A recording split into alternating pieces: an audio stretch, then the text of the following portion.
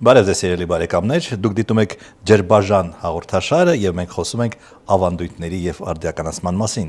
Եվ այժմ իմ զրուցակիցն է փաստաբան միջազգային իրավունքի մասնագետ Տարոն Սիմոնյանը։ Շնորհակալություն։ Ես եմ շնորհակալ։ Ես ուզում եմ, որ մենք խոսենք իրավական մշակույթի մասին, իրավական ավանդույթների մասին, որոնք ձևավորվել են թե խորհրդային Հայաստանում, թե անկախ Հայաստանում, եւ սկսենք կենցաղային, ապաքաղաքական, այսպես ասած, մակարդակից։ Երբ մենք ապրում ենք անցումային շրջան, ես գիտեմ դրա վերաբերյալ դուք հոդվածել ունեք, խոսում ենք իրավական նիհիլիզմի մասին, այդ տերմինը արդեն հնացել է։ Կարծում եմ այդ տերմինը դժվար հնանա, որովհետև ինքնին այդ տերմինը իրավական բովանդակություն ունի իհարկե, բայց գալիս է փիլիսոփայությունից եւ քանի որ դեռևս այն հիմքերը, որոնք որ այդ տերմինի առաջացման համար պատճառ են հանդիսած, չեն վերացել եւ չեն էլ վերանա, կարծում եմ, դժվար է այդ տերմինի գործածությունը վերանա, որովհետև տեսեք, նիհիլիզմի գիտական տրամաբանությունը 19-րդ դարից սկսած կարող ենք համարել, սկսված Նիցշեի փիլիսոփայությունից, հետո արևմտյան նիհիլիզմի ավելի խորացումից, եւ դա ներթափանցեց նաեւ 20-րդ դար իրավական մշակույթ։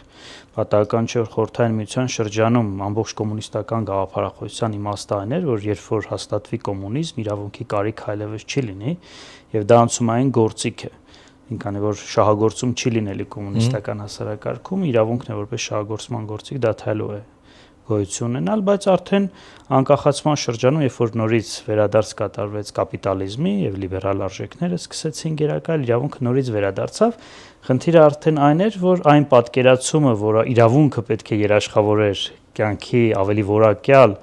միջավայր ապահովելու համար չիրականացավ, մարդկանց մոտ սկսեց արդեն հիասթափություն այդ իրավական գործիքների, իրավական գաղափարների, մշակույթի նկատմամբ եւ բնականաբար նիհիլիզմը նորից իր գերակայությունը հաստատեց։ Չգիտեմ կոմունիստները ինչ էին ասում, որովհետև խոսքը եւ գործը իրար չէին բռնում, բայց քանի որ ես այդ դարաշրջանում 30 տարի ապրել եմ, կարող եմ ասել, թե ինչպես էին մարդիկ մտածում։ Ամեն ինչ ծանոթով է, ամեն ինչ փողով է, քո դեմ գործ են հարուցում մի հատ դատախազին փողտուր, քննիչին փողտուր կամ դատավորին փողտուր կամ ծանոթ գթի եւ այլն։ Այդ ամենը վերացել է մեր կյանքից։ Ցավոք սրտի չի վերացել, եթե անգամ տեսնում ենք, որ որոշակի դրական դինամիկա կա, առանձին դրվագներում դրանք նորից ի հայտ են գալիս ջրի երես։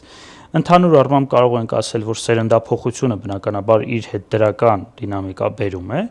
բայց այստեղ պետք է գա արդեն ավագ սերնդի ազդեցությունը այդ սերնդափոխության վրա եւ իրենց արժեքները պարտադրելը երիտասարդ սերնդին, ինչը նաեւ այդ կոնտեքստում տեղի է ունենում։ Այսինքն թե դատական պրակտիկայում, թե դատախազական պրակտիկայում, թե փաստաբանական եւ մնացած բոլոր պրակտիկաներում արատավոր երևույթները շարունակում են ժառանգաբար փոխանցվել, թեև այն նույն ուժը չունեն, ինչ որ ունեին խորհրդային միության ժամանակահատվածում։ Մեզ դա չի բավարարում, որովհետև մենք ամեն դեպքում կրթվել ենք այն տրամաբանության, որ իրավունքը հենց մարդկային կյանքի կազմակերպման ամենաարդյունավետ գործիքն է եւ եթե մենք չենք մեր կյանքը կազմակերպում իրավական նորմերով, ապա կազմակերպելու ենք այլ նորմերով, որոնք 21-րդ դարում միգուցե այդքան էլ արդյունավետ չեն եւ ոչ թե միգուցե այլ հաստատ արդյունավետ չեն։ Որպես լավ բան ասեմ, որ մարդիկ հիմա երբ պայմանագիր են կնքում, տուն են ծախում, մեքենա են ծախում, նրանք սովորաբար դիմում են փաստաբաններին եւ դա խոսում է այն մասին, կարծես թե որ նրանք ավելի շատ են օրենքին, իրավունքին վստահում, չէ՞։ Այո, չէ, տեսեք, այստեղ պետք է հաշվի առնենք, որ քանի որ մենք կապիտալիստական հարաբերությունների բարդացման մեջ ենք գտնում, այսինքն անդադ շուկայական հարաբերությունները զարգանում են, նյութափոխանակությունը մարդկանց, նյութական արժեքների փոխանակությունը մարդկանց միջև շատանում է, բիզնեսն է զարգանում եւ այլ, բնականաբար իրավունքը այստեղ պետք է առանցքային դեր ստանձնի եւ այո, դուք շատ ճիշտ եք նկատել, որ սա բերում է նրան, որ իրավունքը որպես գործիք սկսում է ավելի շատ օգտագործվել միջանձնային կամ մասնավոր հարաբերություններում։ Պետություն-մարդ հարաբերություններում եւս իրավունքը սկսել է ավելի շատ օգտագործվել, բայց երբ որ խոսում ենք մենք նիհիլիզմից, այստեղ պետքա տարանջատենք։ Նիհիլիզմ այն իմաստով, որ մարդ իրավունքը օգտագործում է այն գաղափարը, որ դա իր համար օգտակար գործիք է, ինքը գտնում է, որ դա անհրաժեշտ գործիք է, այսինքն իր վերաբերմունք իրավունքին դրական է, թե ստիպված է դրան դիմում, որովհետև եթե անգամ մտնենք փիլիսոփայության մեջ, կանտյան հատկապես փիլիսոփայության մեջ, կա, չէ, կատեգորիկ իմպերատիվ եւ հիպոթետիկ իմպերատիվ այդ վարքագծի նվազագույն շեմերը։ Եթե մենք առաջնորդվում ենք կատեգորիկ իմպերատիվով եւ մենք վստահ ենք, որ այն վարքագիծը, որ դրսևորում ենք, այդ թվում իրավական նորմերը պահպանելու բնագավառում մեր համոզմունքն է, սա խոսում է այն մասին, որ մենք ունենք բարձր իրավագիտակցություն եւ նիհիլիզմ այստեղ երկրորդական է։ Երբ որ մենք հիպոթետիկ իմպերատիվով ենք գնում, այսինքն ստիպված ենք օգտագործում իրավունքը, որովհետեւ այլ բան չկա, բայց մենք համոզված ենք, որ եթե այլ հնարավորություն ունենայինք իրավական գործիք չենք օգտագործում, սա խոսում է արդեն ցածր իրավագիտակցության մասին։ Օրինակ, հանցագործության չենք դիմում, որովհետեւ վախենում ենք պատժից։ Սա ցածր իրավագիտակցություն է։ Իսկ երբ որ հանցագործության չենք դիմում, որովհետեւ համոզված ենք, որ հանցագործությունը վատ վարքագիծ է, այսա բարձր է։ Հիմա մասնավոր հարաբերություններում քանակը շատացել է իրավական գործիքներով հարաբերվելու, բայց բովանդակային առումով դեռևս շուտ է եզրակացնել, որ մարդիկ արդեն ունեն այդ բարձր իրավագիտակցությունը։ Որպես ձեր խոսքերի գուցե հաստատում, այն մարդիկ, որոնք կարծես թե օրենքին վստահում են, իրավական գործիքներ են օգտագործում, նրանք միանգամայն անտարբեր են, երբ խոսքը պետության մասին է։ Երբ նույնիսկ ողջունում են, ասենք թե, երբ որ վարչապետը, օրինակ, փաստացի թեմի առաջնորդ է նշանակում, հայ առաքելական եկեղեցու թեմի առաջնորդ, կամ երբ որ դատարանը որոշում է, ով է կարգալույս, ով կարգալույս չի։ Այս հարցերում մարդիկ, շատ մարդիկ ասում են դե ճիշտ է, երևի դատարանը պիտի որոշի։ Դե դա խոսում է հենց այդ ցածր իրավական մշակույթի մասին եւ ցավոք սրտի մեր քաղաքացիներից շատերի ցածր իրավագիտակցության մասին։ Եվ պետությունը, որը որ կոչված էր կրթել մարդկանց մոտ բարձր իրավագիտակցություն զարգացնել, հիմա հակառակ ֆունկցիան է կատարում։ Իդեմս բարձրագույն պաշտոնատար անձանց քարոզում են հակաիրավական վարքագիծ եւ ասում են, որ դա նորմալ է, որովհետեւ իրենք են ճշմարտության աղբյուրը, օրինակի համար իրանք են կյանքի իմաստի ուղենիշերը։ Շնորհը ով է նրանց տվել, ժողովուրդը երևի։ Գիտեք, քաղաքականության ես կարճ ժամանակահատվածում եղել եմ քաղաքականության մեջ, ու դրանից առաջ նաև զբաղեցրել եմ տարբեր մասնավոր հատվածում պաշտոններ եւ այլ, ու զգացել եմ, որ արփեսնող բովանդակություն ունի ամեն դեպքում, երբ որ քո ձեռքում կենտրոնանում է որոշակի իշխանություն։ Երբ որ այդ իշխանությունը որոշակի սահմաններից անցնում է, մարդը սկսում է արդեն իրեն համոզել, որ ինքը վերերկրային գերբնական ֆունկցիաներով օժտված է եւ կտրվում է այդ ամենից ու սկսում է արդեն այն համոզմունքը, որ այո, ինքը իշխանություն ստացել է ժողովրդից կամ ավելի բարձր ուժերից Աստծուց եւ այլ, ու այդ գեր ֆունկցիաները սկսում են ինքը իրեն շնորհել, մտածելով, որ այո, աղբյուրը ճշմարտության կամ, չգիտեմ, ամեն ինչի աղբյուրը ինքը պետք է լինի, այդ թվում նաև իրավունքի աղբյուրը, այդ թվում նաև կանոնական իրավունքի աղբյուրը, համոռանալով, որ կանոնական միջավայրը պետական միջավայրից ամբողջությամբ տարանջատված է դեռևս շատ 100 տարի առաջ։ Այո, այսինքն նկարիչների միությունում էլ կարող է նրանք ասել, այս պիտի որոշում, սա նկարիչ է, սա նկարիչ չի, հա։ Գիտեք, այդ արդեն պոպուլիզմ, քաղաքականության պոպուլիզմի հետևանք է, որովհետև նրանք բացի այն, որ իրենց մեծ ֆունկցիաներ իշխանության ներկայացուցիչները կարող են ժամանակ առ ժամանակ տրամադրել ու փորձել դա կենսագործել, նաև մտածում են, որ այն ինչ որ հաճելի է ժողովրդի ականջին, օրինակ ուժեղ ղեկավարը ձեռքը խփում է սեղանին եւ ասում է բոլոր բնակավարներում ես եմ վերջնական որոշում է տվել։ Եթե դա արժանանում է ծափողջունների, ապա ինչու չօգտագործեն այդ հնարավորությունը ժողովրդի աշկին ուժեղ ղեկավար, այսպես ասած, խաղալու եւ այդպես նաեւ դիվիդենդներ քաղելու։ Բայց երկարաժամկետ կտրվածքով նրանք մոռանում են, որ իրենց պետական կարևոր գործառույթները ոտնահարում են, որովհետեւ դրանով նրանք նպաստում են իրավական նիհիլիզմի աճին, իրավագիտակցության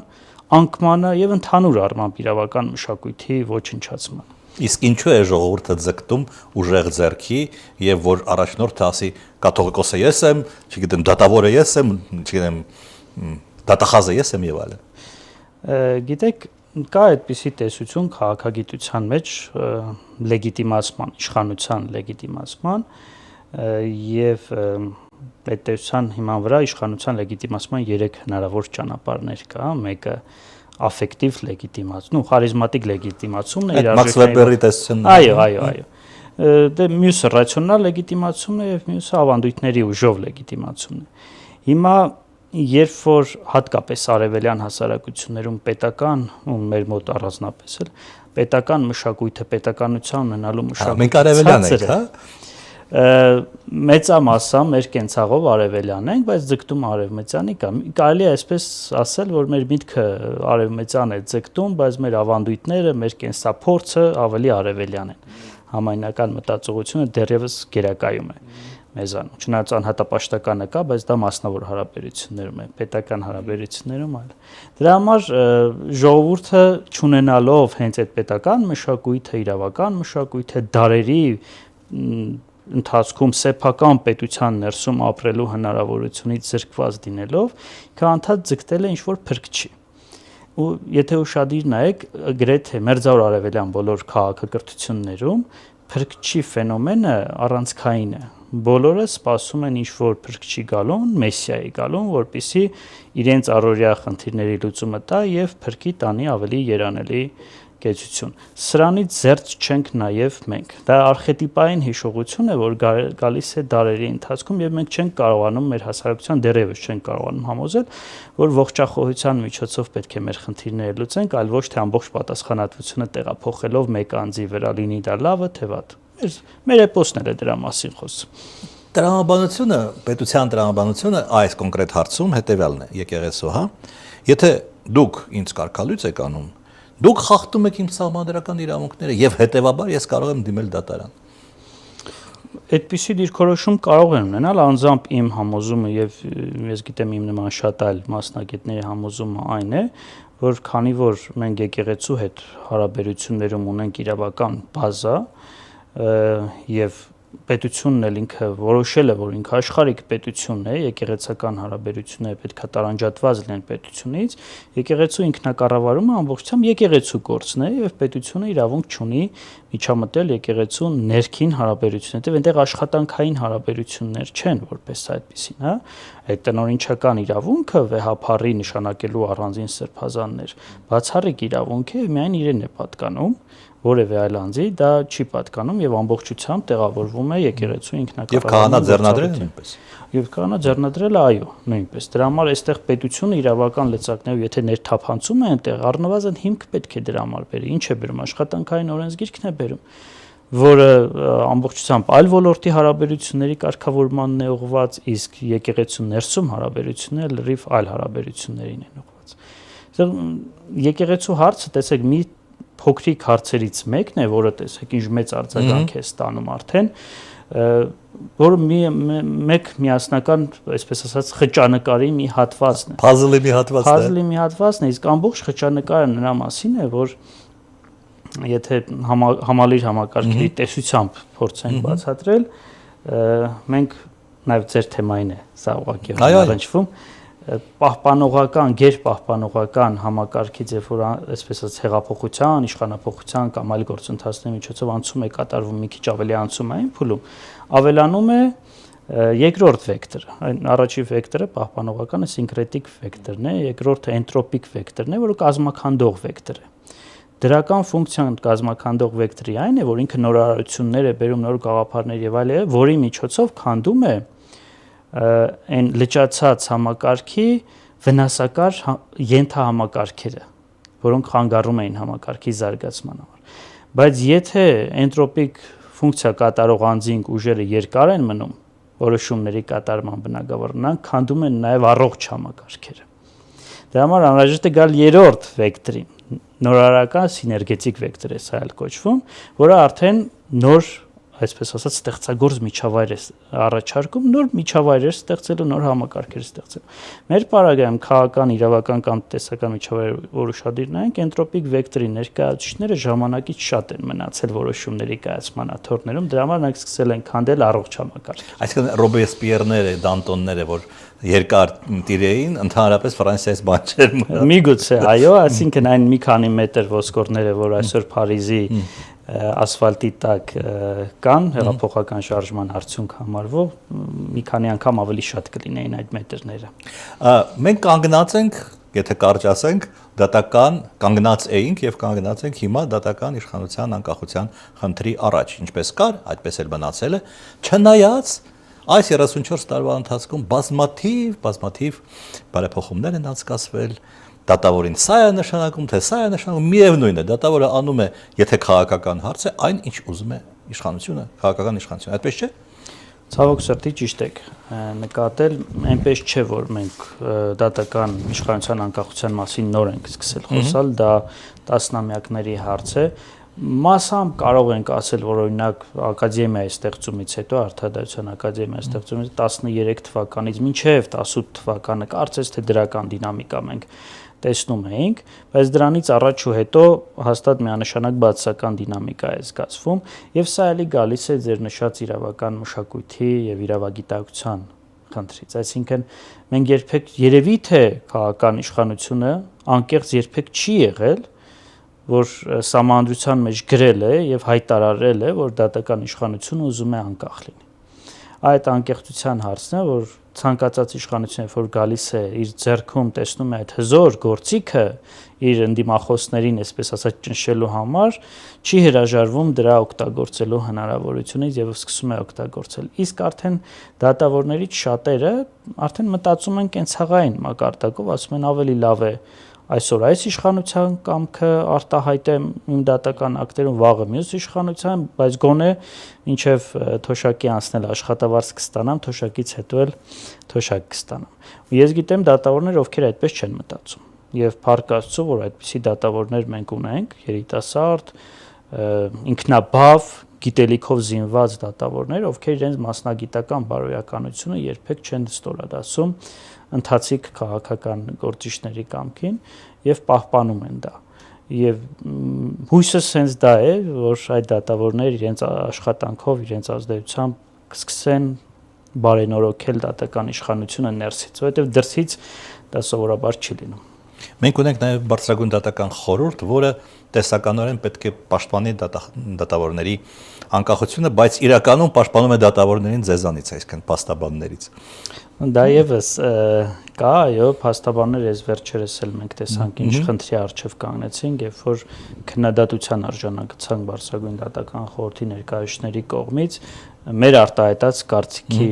համար, որը ընդհանրապես կարծիք է։ Ինչ գործ ունեն նրանք փաստաբանների։ Համաձայն եմ, որ նրանք ցանկացած պետական մարմին իրավունք ունի դրսևորել այնպիսի վարքագիծ, որով լիազորված է բացառությամբ օրենքով եւ սահմանադրությամբ։ Մասնավոր անձինք, օրինակ փաստաբանները, իրավունք ունեն կատարելու այն ամեն ինչ, որ արգելված չի օրենքով։ Մեր եւ նրանց տարբերությունը դրանում է կայանում։ Նրանք նման իրավասություն չունեն։ Ոչ օրենքով, ոչ սահմանադրությամբ, որպեսզի որ հանդես գան կոնկրետ այսպես փաստաբանի վարքագիծը քննադատող գործունեություն, նրանք կարող են դատավորների վարքագիծը օրինակ քննադատեն, այդ թվում նաև պատասխանատվության միջոցներ կիրառեն դատավորների նկատմամբ։ Դրա համար ձեր նշած անցումային փուլի առանձնահատկություններից ելնելով կանոնները լավ չեն աշխատում ու շատ դեպքերում ծափարողների քանակը այդ կանոնների խախտմանը ավելի շատ են լինում, քան հակառակը։ Ինչ եք դուք առաջարկում, հանդես գանք կոչով դատավորներին, մի լսեք քաղաքական իշխանության պատվերները կամ հանդես գանք կոչով քաղաքական իշխանությանը պատվերներ մի տվեք դատավորին, միամիտ է, չէ՞ հնչում։ Կոչերը, խոսքերը կարող են լինել, դա պետք չի բացառել, բայց իրական, եթե ուզում ենք, եթե նպատակ ունենք, որ դատական իշխանությունը մի օր պետք է հարաբերական անկախություն ունենա, չեմ ասում բացարձակ աշխարհում բացարձակ անկախ դատական իշխանություն դժվար է գտնել, բայց գոնե հարաբերական անկախություն ունենա, մենք պետք է աշխատանքով դա ցույց տանք։ Նույն դատավորները, ովքեր այսօր իշխանության հրաման են կատարում, վաղը մյուս օրը էլի խնդրի առջև պետք է կանգնեն իշխանապողությունից հետո կամ նաև այս հիմիկվա իրավիճակում եւ նրանք պետք է դիմեն փաստաբանների աջակցությանը, որպեսզի նույն փաստաբաններ իրենց բարձրագույն դատական խորհրդում ներկայացնեն եւ նրանց շահերը պաշտպանեն։ Եվ եթե նրանք մի քիչ ավելի երկար մտածեն, ապա հաստատ նման վարքագիծ չեն դրսևորել։ Բայց այստեղ էլի վերադառնամ կանտին, ով որ ասում էր խնդիրը չափահասության մեջ է եւ հասարակության եւ անհատական մակարդակում, հա, եթե մենք ռացիոնալիզմը չենք դիտարկում կամ ողջախոհությունը չենք դիտարկում որպես մեր ուղեղի ֆունկցիայի հիմնական ուղղություն, նշանակում է մենք հույզերով, վախերով պետք է առաջնորդվենք, բայց հույզերով, վախերով առաջնորդվում են հիմնականում կարճ մտածող մարդիկ, ովքեր նաև ունեն քաղաքական, իրավական, ճակերտավոր անչափահասության մանուկները, այո։ Այո, դա հաղթահարելու համար օրինակ Կանտը առաջարկում էր անխնա գիտելիքի տարածում, լուսավորչականության տարածում, որտեղ միակ ճանապարհը մարդկանց հետ պահելու իրենց վախերից, հույզերից, անպատասխանատվության ցանկությունից չափահաս դարձնելն է գիտելիքի միջոցով։ Այլ տարբերակ չկա։ Ես կարող ենք իհարկե հաստաբաներով ցույցեր անել կամ վաղը մյուս օրը լավ իշխանություն ունենանք, ինքը տենց որոշի, որ դատական իշխանությունը պետք է անկախ լինի, բայց դա կարճաժամկետ է լինելու։ Մեզ պետք է ներսից համակարգը բարեփոխել, որ դատավորները իրենք ցանկանան լինել անկախ եւ հանուն իրենց մասնագիտական բարոյականության թույլ չտան որևէ խախտում։ Մենք ունենք նաև սահմանադրական դատարան, որտեղ դիմելը, հետո կասեք իմաստ ունի թե չունի, բայց հետաքրքիր է, որ 4-րդ նախագահ Արմեն Սարգսյանը այնուամենայնիվ 2-3 անգամ դիմել էր սահմանադրական դատարան վիճարկելով այս կամ այն օրենքը։ Խոսքը կրթության մասին էր մի անգամ էլ, որքան հիշում եմ, գույքահարկը բարձրացնելու վերաբերյալ։ Այսինքն դա միակ գործիքն է, որը ունի մեր սահմանադրությամբ նախագահը, որը կարող է ինչ-որ մի բանի վրա ազդել։ Դե բնականաբար ոչ մի բանի վրա չազդեց։ 5-րդ նախագահը ամեն ինչի հետ համաձայն է։ Այդ մեխանիզմը, որևէ ձևով արդարացնում է նախագահի պաշտոնը։ Կարծում եմ 15 թվականի փոփոխությունները սահմանադրական որ կատարվեց, շեշտը դրվում էր նրա վրա, որ նախագահը ով էր լինի, առաջին նրա իշխանության աղբյուրը նրա հեղինակությունը պետք է լինի, որով ինքը պետք է ինչ-որ առումով արբիտր հանդես գա պետական մարմինների միջև առաջացող վեճերի լուծման համար, օրենսդրական գործառույթ իրականացնելիս օգտագործի սահմանադրական դատարանը ձեր նշած խնդիրը լուծելու համար եւ այլ եւ այլ։ Բայց երբ որ անձը որ օրինակ զբաղեցնի հանրապետության նախագահի պաշտոն չունենա այդ հեղինակությունը, ոչ մի գործիք նրա համար օգտակար չի լինելու, այդ թվում սահմանադրական դատարան դիմելու գործիքը։ 4-րդ նախագահը այո դիմեց մի քանի անգամ, բայց զգաց, որ արդյունավետ չէ այդ խնդիրը եւ դադարեց դիմել։ Ու սահմանադրական փոփոխությունների նախագծի հետ կապված վեճը, որ անգամ ինքը հրաժարվեց ստորագրել, չէ՞, սահմանադրական փոփոխություններ, անգամ դա չգնաց սահմանադրական դատարան, որովհետեւ սահմանադրական դատարանը որոշի արդյոք սրա հետ կապված խնդիր կա թե չկա եւ այն ժամանակ ընդդիմադիր պատգամավորները մտցրեցին այդ խնդիրը սահմանադրական դատարան, ես էլ այն ժամանակ էլի պատգամավոր եմ եւ սահմանադրական դատարանը կրկին ասեց, որ ինքը չի քննում այս հարցը, այսինքն աշխատակարգային որոշումով մերժեց խնդրի քննարկումը եւ դա ապացույց էր այն բանի, որ քաղաքական իշխանությունը գործադիր իշխանության մակարդակով հասավ իր նպատակին եւ վերահսկողության տակ վերցրեց նաեւ դատական այտայծանը, ինչը կարծում եմ անթույլատրելի է։ Ինչու պետք է խորհրդարանական մեծամասնությունը ցանկանա, որ նախագահի պաշտոնում լինի հեղինակավոր մարդ։ Նա կցանկանա, որ իր մարդը լինի։ Դե այդ հարցը պիտի մենք տայինք 15 թվականի սահմանադրության մեջ փոփոխություններ կատարող անձանց եւ ես գիտեմ, որ նաեւ այդ հարցը շատ է քննարկվել հանձնաժողովում, ամենայն դեպս վերջնական տեքստը եղել է այնպեսին, ինչպեսին որ կա։ Այստեղ էլի կարծում եմ ազնվության հարց ունենք։ Մենք երբեք էլ ենթագիտակցական մակարդակում կամ այսպես փակ մտքում կարծես թե չենք ուզեցել ունենալ ինքնասահմանափակվող իշխանություն, չենք ուզեցել ունենալ անկախ դատական իշխանություն եւ անդադ իմիտացիա ենք արել, որ մենք իշխանությունների տարանջատման մեխանիզմ ուզում ենք ներդնել Հայաստանի Հանրապետությունում, բայց իրականում թե օրենսդրական մակարդակում, թե իրավական մակարդակում եւ թե պրակտիկայով ամեն ինչ արել ենք, որ այդպես տեղի չունենա։ Դրանով իշ դեմ գնալով մեր դեռևս որոգայթ փառած սահմանադրության հեղինակների գաղափարին, որ ցանկացած իշխանության համար որոգայթներ պետք է դնենք, որպեսզի զսպենք նրանց փառքի ցանկությունը, դրա համար այդպես էլ կոչվել է որոգայթ փառած, այսինքն սահմանադրությունը ինքը որոգայթ պետք է լինի իշխանության համար, որ ինքը իրեն զսպի, թույլ չտա, որպեսզի մեկ այլ իշխանության տիրույթ մտնի եւ այդպես գնա առաջ։ Բայց դրա համար մեծ առաքինություն է պետք։ Այն նույն Շահամիր Շահամիրյանը այդ որոգայթ փառածի նախաբանում այդ հետաքրքիր խոսք ունի։ Ասում է, որքան պիտի մենք բարություն ունենանք, որպեսզի կարողանանք ազատությամբ եւ օրենքով զսպել ինքներս մեզ։ Այսինքն խնդիրը բարության մեջ է, ազնվության մեջ է, առաքինության մեջ է։ Այդպիսի բաների վրա պետք է հույս տնենք։ Գիտեք, ինստիտուտների միանշանակ ինստիտուտները զարգացնել անհրաժեշտ է, բայց զուգահեռ մենք պետք է մարդկանց ներսում առաքինության որակները կերտենք, որովհետեւ ինստիտուտները, որոնք զբաղեցվում են անհատների կողմից, ովքեր առաքինի չեն, այդ ինստիտուտները իջարս պետք է օգտագործվեն։ Այսինքն սրանք զուգահեռ աշխատանքներ են։ Անհատի վրա պետք է աշխատենք, որպեսզի նրան ներսում առաքինության բարեվարկության որակներ կերտենք, եւ երկրորդը ժողովրդաիշխանության համար անհրաժեշտ ինստիտուտներ ստեղծենք, որ ամեն դեպքում, երբ որ ինչ-որ մի մարդ շեղվի առաքինության, բարոյականության պատկերացումներից կամ իրավական իր գիտակցության պատկերացումներից, ունենանք ինստիտուտներ, որպեսզի կարողանան նրան բերենք հետ։ Արժե արդյոք դիմել սահմանադրական դատարան, այլ դատարան կամ, չգիտեմ, քննչական մարմիններ, ես կոնկրետ օրինակ բերեմ, մի խումբ քաղաքացիներս, այդ թվում նաև ես, դիմել ենք հակակոռուպցիոն կոմիտեին, որ Փաշինյանը խախտում է սահմանադրությունը միջամտելով եկեղեցու գործերին, կարճ եթե ձևակերպենք։ Մենք գիտեինք, թե ինչպես է պատասխանելու հակակոռուպցիոն կոմիտեն։ Արժե դիմել նախորոք իմանալով, թե ինչ են պատասխանելու դատարանները եւ մնացած բոլոր իրավապահները։ Կարծում եմ, որ արժե, ինչու, որովհետեւ մարդիկ հավերժ չեն, իշխանությունները առավել եւս հավերժ չեն, եւ երբ որ գա այն պահը, երբ որ առաջանա պատասխանատվության խնդիր, քաղաքական, իրավական կամ այլ պատասխանատվության խնդիր, մեզ պետք են լինելու նաև բարոյական պատասխանատվության խնդիր, մեզ պետք են լինելու ապացույցներ, որ մենք մեզնից կախված ամեն ինչ արել ենք խնդիրները վերհանելու եւ ցույց տալու համար, չի հաջողվել այն ժամանակ, բայց կարող է հաջողվել մեկ այլ ժամանակ։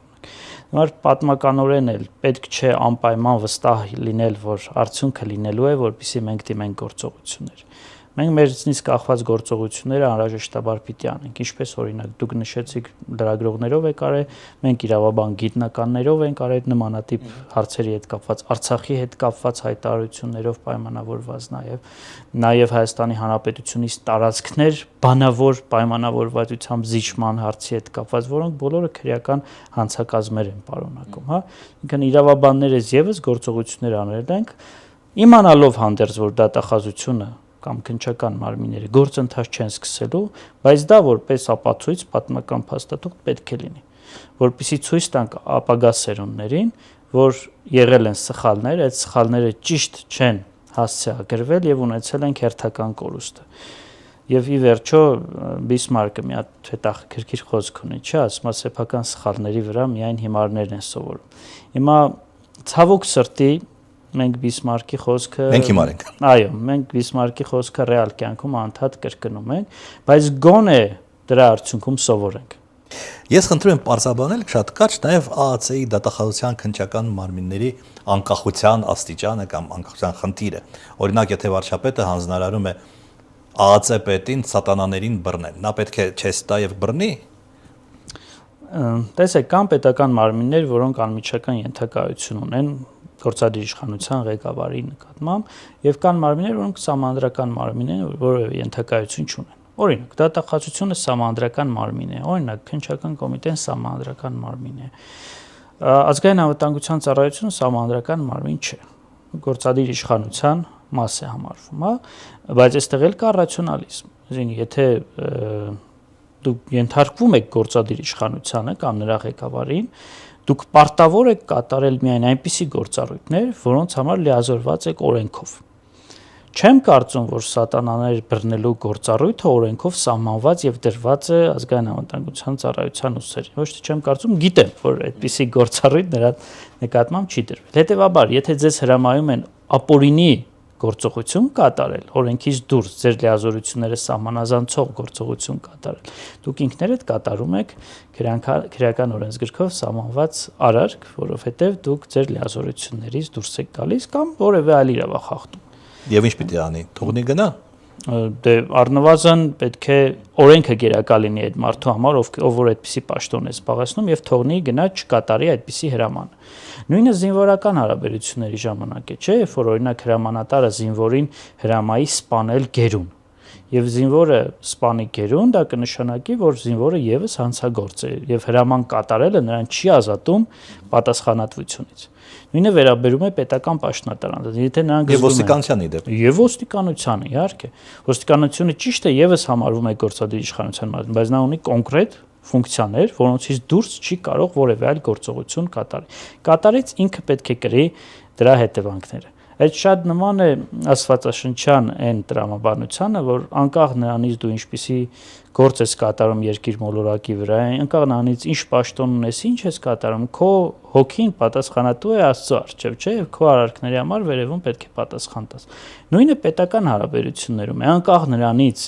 քո անմիջական ղեկավարը քեզ ինչ է հրամայում, դու օրենքի առջև անձամբ պետք է պատասխանատվություն կրես։ Վերջին հարցը, որը վերաբերում է սահմանադրությանը։ Հիմա պարզ է թե ինչու են ուզում փոխել սահմանադրությունը, դա չքննարկենք Ալիևի պահանջով եւ այլն, բայց ընդհանրապես տեսականորեն սահմանադրությունը պետք է փոխվի եւ որ ուղղությամբ պետք է սահմանադրագետները մտածեն։ Տեսեք, բոլոր երկրներում ժամանակի ընթացքում սոցիալական կյանքի փոփոխությամբ պայմանավորված, քաղաքական գործընթացներով պայմանավորված, իրավական մշակույթով պայմանավորված սահմանադրությունները, այո, ենթադրվում է, որ ժամանակ առ ժամանակ պետք է ենթարկվեն փոփոխությունների, բայց պարտադիր չէ, որ այդ փոփոխությունները լինեն տեքստի մեջ, կարող է լինել նաև սահմանադրական մշակույթում։ Օրինակ, Միացյալ Նահանգներում 27-29 հատ փոփոխություններ տեղի են ունեցել, բայց դրանից հետո սկսել են այլևս փոփոխություններ չանեն, Գերագույն դատարանը ինքը մեկնաբանելու միջոցով է փոխում սահմանադրության բովանդակությունը հաշվի առնելով սոցիալական կյանքի դինամիկան, զարգացման տրամաբանությունը եւ այլն, այսինքն իրավունքը կենթանի է, ապրում է իրավունքը, այդպես քարացած տեքստերի մեջ չէ։ Մեր պարագայում, որ մենք նոր ենք սկսում ծանոթ լինել կամ հասու լինել իրավական մշակույթին, որտեղ նոր ունենք պետականություն, այսպես ասած, մեր պարագայում ավելի մեծ է խնդիրը, որովհետև մենք ինչ որ խնդիր այսօր տեսնում ենք, ուզում ենք հաստատղթի մեջ անպայմանորեն մի բան փոխենք։ Դրա համար 95 թվականից հետո ամեն 10 տարին մեկ կարծես փոխեցինք, 2005-2015 թվականին հարմարեցնելով գործող իշխանության քաղաքական կամքին, այլ ոչ թե սոցիալական կյանքի փոփոխություններին։ Ավելին ասեմ, եւ 2005 թվական, եւ 2015 թվականին ավարտված չէին նախորդ սահմանադրությունով այն գործողությունների ցանկը, որոնք որ պետք է կատարվեին մինչև նոր փոփոխությունների հայտ գալը։ Պատկերացնում եք, չէ՞, անցումային դրույթներ կան, որոնք ասում են, որ պետք է մի շարք փոփոխություններ կատարվեն սահմանադրության փոփոխության պայմանավորված։ 15 թվականին օրինակ մենք ունեինք ահռելի մեծ քանակությամբ փոփոխություններ, որ դեռևս 2005 թվականի սահմանադրությունը պարտադրել որ կատարենք, օրենսդրական դաշտում չէին կատարել, բայց գնացինք նոր փոփոխության եւ արդյունքում ստացանք այն, որ քաղաքական մշակույթը, քաղաքական ռեալ կյանքը եւ մարդկային մտածողությունը էականորեն մեկը մյուսից տարբերվում են, ել չեմ խոսում իրավական բովանդակության ու իրավական կյանքի մասին։ Հիմա եթե ելի մտածենք փոփոխության մասին, ապա գոնե հաշվի առնելով սոցիալական կյանքի քաղաքական առանձնահատկությունները, այն քաղաքական խնդիրները, որ 18 թվականից այսօր մենք ունենում ենք, կառավարման ճգնաժամերը, որ կրկին մենք ունենում ենք, եթե սրանք ենք փոխելու, ինչ որ առումով հասկանալի է։ Եթե մենք հասկացել ենք, օրինակ պարլամենտական հանրապետությունը մեր քաղաքական մշակույթին չի համապատասխանում։ Այդպես եք կարծում դուք։ Այն 15 թվականին էլ էի այդպես կարծում, հիմա էլ եմ այդպես կարծում եւ գնալով ավելի եմ համոզվում այս կարծիքի մեջ։ Միգուցե այո, պետք է փոխենք։ Եթե մենք ուզում ենք իրական ժողովրդավարություն, ուրեմն պետքա փոփոխության ժամանակ ուժեղացնենք ժողովրդավարական ինստիտուտների դերը եւ իշխանության սահմանափակում ենթադրի այդ ամեն ինչը, նաև ընդդիմադիրների հնարավորությունների ավելացման։ Բայց ես համոզված եմ, որտեղ ես նաև 19 թվականի Սահմանադրական հանձնաժողովի անդամ եղել եմ եւ գիտեմ այսօրվա իշխանությունների ցանկությունները, նկարտումները, նրանք երբեք որևէ պարագայում սահմանադրական անգամ մակարդակով, անգամ իրավական դրույթների մակարդակով երբեք թույլ չեն տա, որ գործադիր իշխանությունը իր բացարձակ այսպես իշխանությունից հրաժարվի, ինչը որ 15 թվականի սահմանադրությունը երաշխավորում է եւ մենք այսօր դրա վատ պտուղները քաղում ենք։ Դրա համար նպատակն է կարևոր այստեղ։ Եթե նպատակը լավն է, ուզում ենք իրականում լուրջ ենք տրամադրված իրական ուժեղ պետականություն կերտելու համար եւ հավատում ենք, որ այդ իրական ուժեղ պետականությունը հնարավոր է օրինակ բացառապես ժողովրդավարական մեխանիզմներ կամ ինստիտուտներ զարգացնելու մակարդակով, ապա այո, անհրաժեշտ է փոփոխություն, իրավաբանները շատ խնդիրներ տեսնում են դրա մեջ։ Եթե դա պետք է անենք հարևան թշնամական պետության հրահանգով, եթե դա պիտի անենք այսօրվա քաղաքական իշխանության քաղաքական պատկերացումներով, որոնք հեռու են քաղաքական բարձր մշակույթի, այսպես չափանիշներից, ել չեմ խոսում իրավական մշակույթի չափանիշներից, ապա ես այստեղ ավելի լուրջ խնդիր եմ տեսնում, որ կրկին անգամ կստեղծենք մի բան, որը ավելի վատն էր, քան նախորդը։ Շնորհակալություն հետաքրքիր զրույցի համար։ Սիրելի բարեկամներ, ես հիշեցնեմ, որ ես զրուցում էի փաստաբան միջազգային իրավունքի մասնագետ Տարոն Սիմոնյանի հետ։